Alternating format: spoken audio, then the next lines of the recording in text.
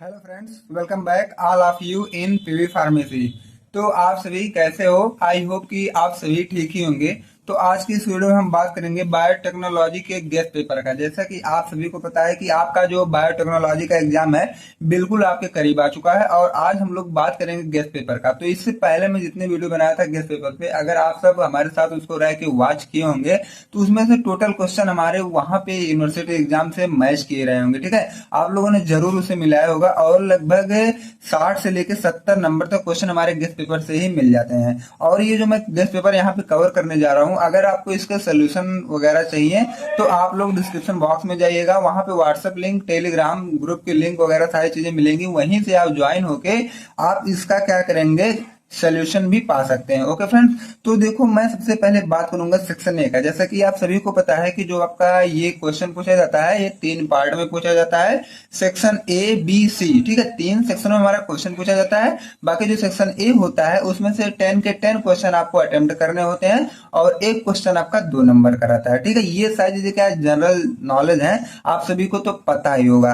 अब देखो क्वेश्चन 1 की सबसे पहले हम बात करेंगे तो वह है explain role of catalase and peroxidase enzyme. अब देखो ये कैटालेज और पेरोक्सिडेज एंजाइम का रोल क्या होता है, इसको आपको बता देना है 2 नंबर में। एक हेडिंग आप लोग बनाएगा रोल ऑफ कैटालेज एंड दूसरी हेडिंग बनाएगा रोल ऑफ पेरोक्सिडेज एंजाइम। ठीक है, तो दोनों को अलग अलग कम से कम एक को 3 लाइन, एक को 3 लाइन, 6 लाइन दीजिएगा। 2 मार्क्स आप इजी वे से गेन कर सकते हो विदाउट हेजिटेशन के। ठीक, अब जो क्वेश्चन नंबर 2 हमारा आता है define vectors along with example. आपको वेक्टर बताना है और वेक्टर का एग्जांपल भी बताना है। जैसे बैक्टीरियोफेज वगैरह होते हैं ना, हमारे वेक्टर होते हैं, इनका एग्जांपल लिख के भी आपको बताना है। और पहले वेक्टर आप लोग हेडिंग बनाएगा, देन तब एग्जांपल नीचे छोटा सा हेडिंग बना के लिख दीजिएगा। बिल्कुल आप 2 मार्क्स अच्छे से पा सकते हैं। उसके बाद देखिए नेक्स्ट क्वेश्चन जो हमारा आता है define fermenter and it's type. Fermenter आपको बता देना है और ये कितने टाइप का होता है इसे आपको बता देना है। ठीक है, तो इसका भी आप लोग अच्छी तरीके से हेडिंग बनाएगा, बाकी फर्मेंटर लिख दीजिएगा और इसके टाइप वगैरह सारी चीजें आप लोग बता दीजिएगा, तो लिख दीजिएगा वहां पे। क्वेश्चन नंबर 4 की बात करें, व्हाट इज टॉक्सिन या टॉक्साइड्स। ठीक है, ये जो क्वेश्चन पूछेगा कभी कभी व्हाट इज टॉक्सिन भी पूछ सकता है, व्हाट इज टॉक्साइड्स भी पूछ सकता है, तो आप डाइवर्ट ना हो। टॉक्सिन टॉक्साइड बात एक ही होती है, तो आप डिफिनेशन जरूर लिख के आएगा। 5th की बात करें तो व्हाट आर डीएनए लाइगेज। ठीक है, जो क्वेश्चन नंबर 5 हमारा है वह है कि डीएनए लाइगेज या रिस्ट्रिक्शन एंडोन्यूक्लियस, दोनों का कभी कभी पूछ लेगा डेफिनेशन, या तो कभी कभी दोनों में से एक को पूछेगा। बाकी डीएनए लाइगेज की प्रियोरिटी जो आने की बहुत ही ज्यादा होती है, डीएनए लाइगेज आप अच्छे से पढ़ेगा। बाकी रिस्ट्रिक्शन एंडोन्यूक्लियस उसके साथ साथ तो आ ही जाते कभी कभी। उसके बाद जो क्वेश्चन नंबर 6 आता है give the difference between eukaryotic and prokaryote. आप देखो यूकैरियोटिक में और प्रोकैरियोटिक में आपको डिफरेंस बता देना और कुछ भी नहीं करना है। कम से कम यूकैरियोटिक को 4-5 लाइन, इसका 4-5 लाइन मींस क्या है, पॉइंट वाइज आप लोग लिखिएगा, बिल्कुल 2 मार्क्स इजी वे में आप गेन कर सकते हैं। 7th की बात करें scope and application of pharmaceutical biotechnology. Biotechnology का आपको बताना स्कोप और एप्लीकेशन, बस, और आपको कुछ भी नहीं करना है।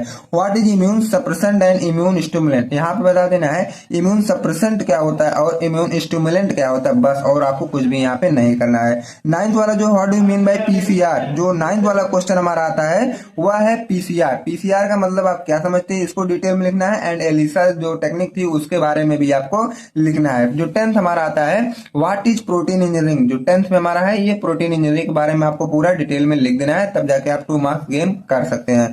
सेक्शन बी की बात करें, जो सेक्शन बी हमारा है इसमें आपको ये 10 मार्क्स वाला, ठीक है, तो 3 क्वेश्चन मिलेंगे, एक क्वेश्चन आपको 10 मार्क्स लेके आएगा और 3 में से आपको 2 करने होते हैं, एक आपका ऑप्शनल होता है। ठीक है, और 2 आपको वही अटेम्प्ट करने हैं जो बिल्कुल वीआईपी तरीके से, अच्छे तरीके से आपको आते हैं, उसी को 2 आप अटेम्प्ट करिएगा।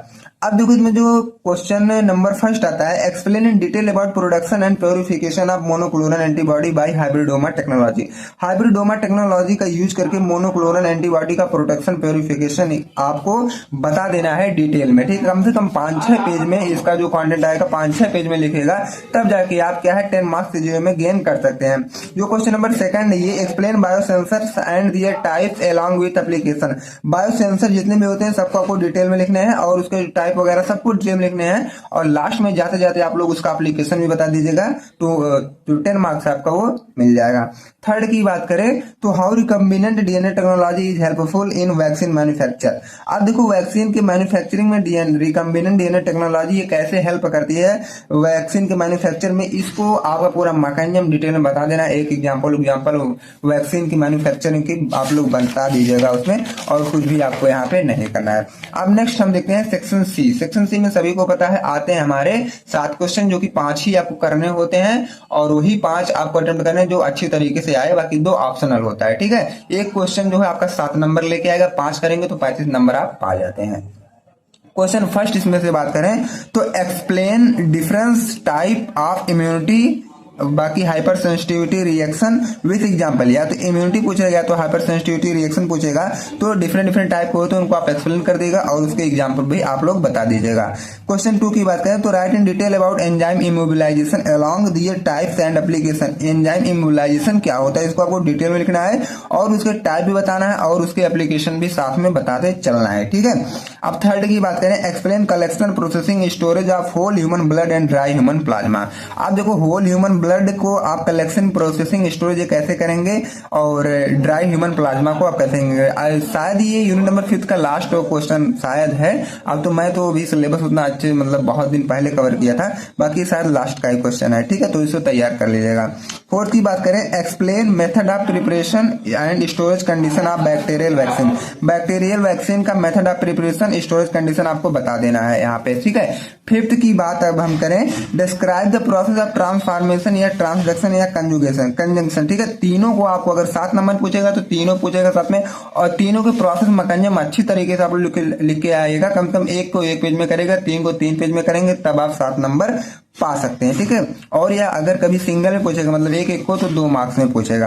एक्सप्लेन द, अब नेक्स्ट क्वेश्चन मतलब 6 की बात करें तो explain the production of vitamin B12 bye fermentation. Fermentation की हेल्प से विटामिन B12 की प्रोडक्शन हम कैसे करते हैं, इनको आपको एक्सप्लेन में बता देना है। 7th की बात करें तो explain different type of hyper sensitivity reactions with example. अलग अलग तरह के हाइपर सेंसिटिविटी रिएक्शन होते हैं ना, और उसी क्या करना है एग्जांपल के साथ बता देना है। ठीक है, अगर देखो आपको सोल्यूशन चाहिए तो इस नंबर पे आप कांटेक्ट कर सकते हैं, और अगर online pharmacy coaching classes join करनी है तब भी आप क्या इस नंबर पे कांटेक्ट करिएगा। बाकी बेस्ट ऑफ लक, आपका एग्जाम बहुत ही अच्छा जाएगा। मिलते हैं किसी अगले वीडियो में। Thanks for watching this video. Thank you, bye bye, take care.